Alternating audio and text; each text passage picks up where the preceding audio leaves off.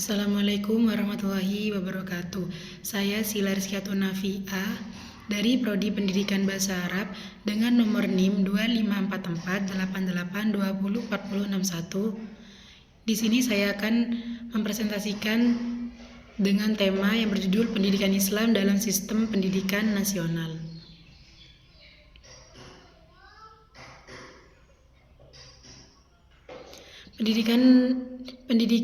Pengertian pendidikan nasional, pendidikan Islam. Pendidikan dimaknai sebagai bimbingan secara sadar oleh pendidik terhadap perkembangan jasmani dan rohani peserta didik menuju terbentuknya kepribadian manusia yang utama. Ada 5 unsur utama dalam pendidikan, yaitu usaha yang bersifat bimbingan, pertolongan atau pimpinan. Yang kedua, ada pendidik, pembimbing atau penolong. Yang ketiga, ada yang dididik atau peserta didik. Yang keempat, adanya dasar atau tujuan dalam bimbingan tersebut. Yang kelima, adanya alat yang digunakan dalam usaha tersebut. Sementara itu, pendidikan Islam adalah pendidikan yang kegiatannya dilaksanakan secara terencana dan sistematis untuk mengembangkan potensi peserta didik berdasarkan pada kaidah dan nilai-nilai Islam. Pendidikan Islam bertujuan untuk mencapai keseimbangan intelektual, pertumbuhan pribadi manusia secara menyeluruh. B. Gambaran sistem pendidikan Islam di Indonesia. Sistem pendidikan Islam tidak terlepas dari sejarah berkembangnya Islam di Indonesia. Pada awal perkembangan Islam di Indonesia, pendidikan agama Islam diberikan dalam bentuk informal.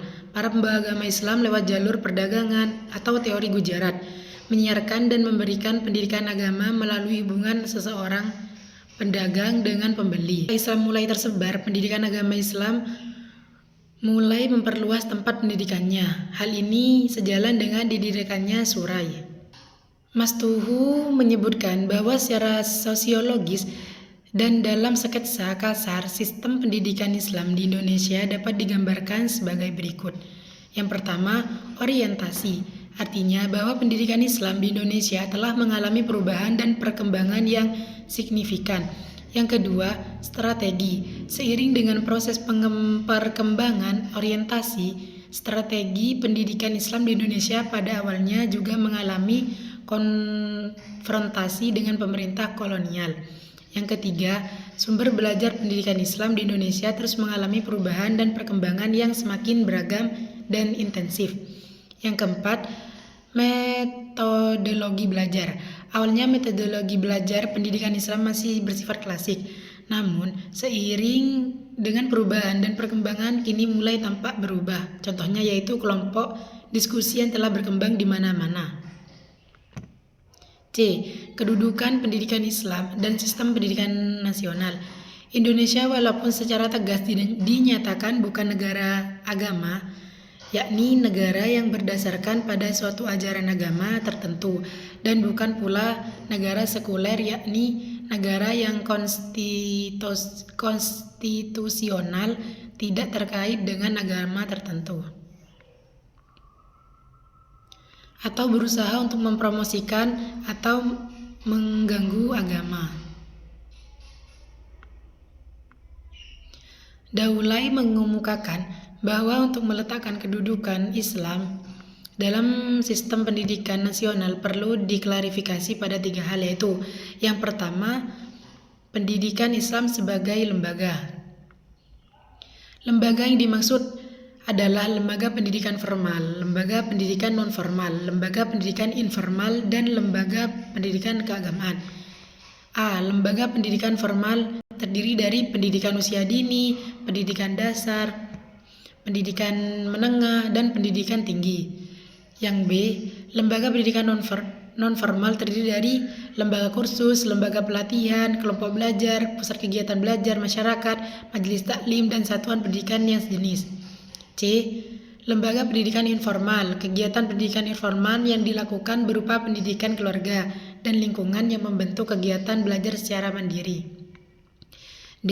Lembaga pendidikan keagamaan yang diselenggarakan oleh pemerintahan atau kelompok masyarakat yang berfungsi mempersiapkan peserta didik menjadi anggota masyarakat yang memahami dan mengamalkan nilai-nilai ajaran agama.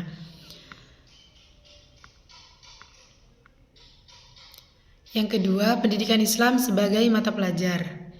Kurikulum disusun sesuai dengan jenjang pendidikan dalam kerangka Negara Kesatuan Republik Indonesia dengan memperhatikan A. Meningkatkan iman dan takwa, B. Meningkatkan akhlak mulia, C. Meningkatkan potensi kecerdasan dan minat peserta didik, D. Keragaman potensi daerah di lingkungan, C. Tuntunan pembangunan daerah dan nasional,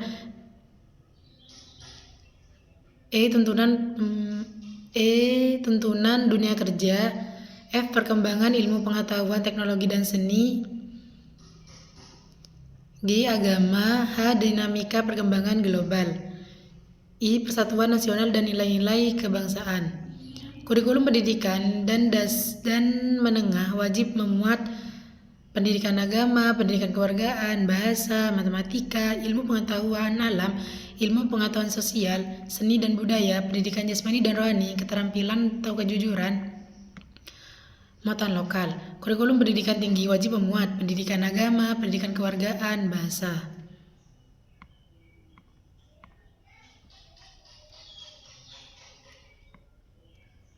Kesimpulan, pendidikan Islam merupakan bagian yang tidak terpisah dari sistem pendidikan nasional di Indonesia. Keberadaannya memiliki peran penting dalam keterampilan, tetapi juga keimanan, ketakwaan, serta akhlak yang mulia melalui berbagai lembaga pendidikan seperti pesantren, madrasah, dan sekolah umum yang menyelenggarakan pendidikan agama. Pendidikan Islam turut mendukung tercapainya tujuan pendidikan nasional. Selain berfungsi sebagai sarana pembangunan ilmu pengetahuan, pendidikan Islam juga berperan dalam menanamkan nilai-nilai moral dan spiritual yang menjadi pedoman dalam kehidupan bermasyarakat. Oleh karena itu, pendidikan Islam memiliki kontribusi yang besar dalam menciptakan generasi yang berkarakter, bertanggung jawab, serta mampu menghadapi tantangan perkembangan zaman tanpa meninggalkan nilai-nilai keislaman. Dengan demikian, pendidikan Islam perlu terus dikembangkan dan ditingkatkan kualitasnya agar dapat memberikan manfaat yang lebih optimal bagi kemajuan bangsa dan negara. Cukup sekian presentasi dari saya. Jika ada salah kata yang kurang tepat, mohon maaf yang sebesar-besarnya. Wassalamualaikum warahmatullahi wabarakatuh.